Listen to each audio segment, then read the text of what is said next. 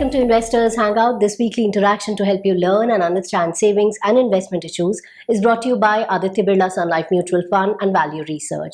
Now, India has been witnessing a steep hike in inflation. The Reserve Bank of India has announced a hike in interest rate by 40 basis points. Do the rising prices of fuel and other daily items stress you out? Are you wondering what all of this means for your investments? If any of these questions is bothering you, today's episode is for you. Prices go up for the very basic economic reason. Supply is constrained, demand is high, and add to it, what has happened in recent past. Governments all over the world, particularly the US government, they went about printing money, and when you have too much supply of money, then prices go up. And then add to it, this is something which has come as a big surprise. Oil prices going up simply because Russia attacked Ukraine. So I don't think there's an easy way around this. Unless the war comes to an end, we will not have normalcy or, the likelihood of normalcy of oil prices. And it is such a basic commodity. It is a commodity which has a spiraling effect on the prices of everything. Basic transportation cost goes up. Then the demand is unlikely to be curbed because right now we are witnessing a demand of a very unusual kind. People have been locked in their homes for 2 years. And we are looking at all kind of demands, whether they are going to the movie or they're traveling, or they're consuming more or getting back to work. It is not capital spending. People are not going and buying houses only. So we can't really control demand, and supply is constrained. It will not be. It is very difficult to do something very specific because it is not only it's not only the disruption of supply only because things are not able to reach somewhere. It is also the disruption of production. This is something which, many conventional policies will, there will be steps taken.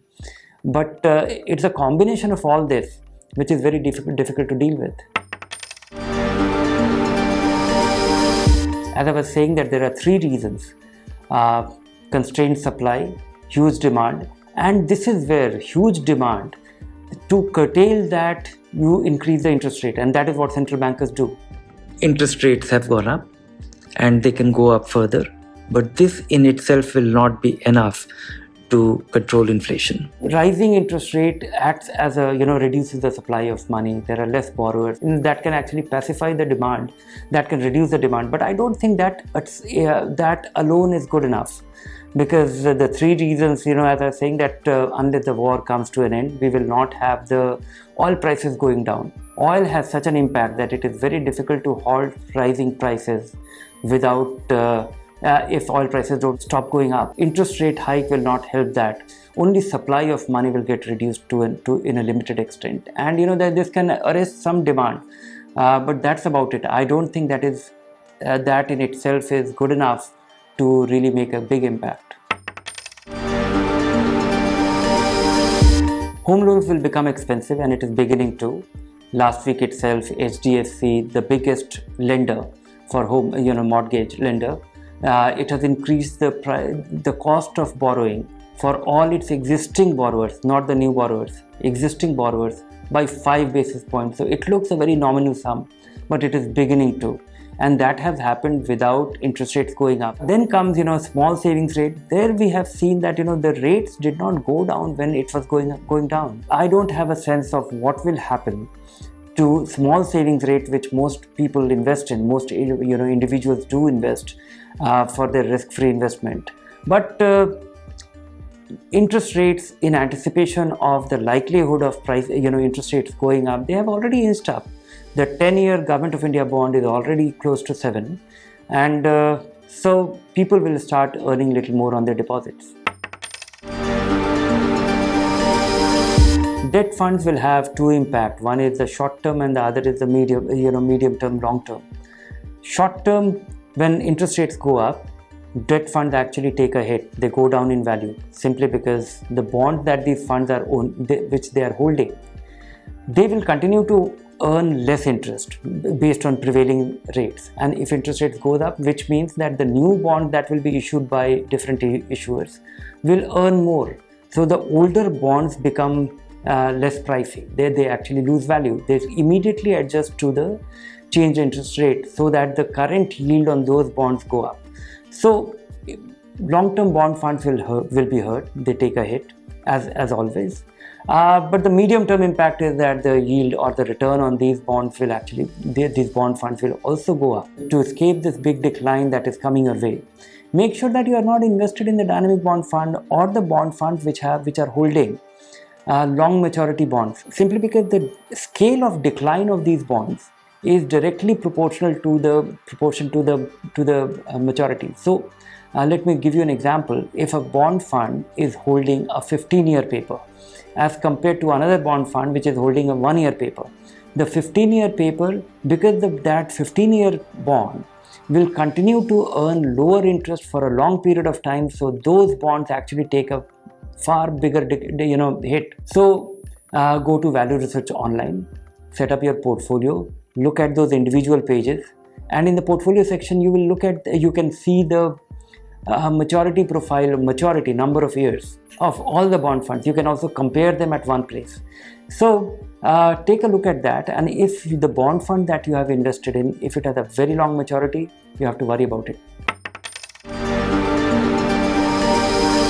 Depends, because my suggestion about debt fund always is that leave the outliers. And if you leave the outliers, which means even in the credit risk fund, if you leave the outliers which are yielding the highest return, then they are not as risky as they are being made out to be. Because 1.5-2 years back, we saw the big debt crisis, big fixed income fund crisis, and we saw complete risk aversion. And that risk aversion may not be as risky as it is being made out to be.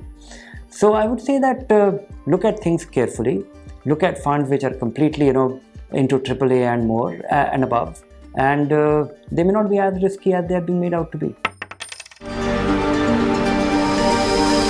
Fixed income investors don't have too many options to optimize the return.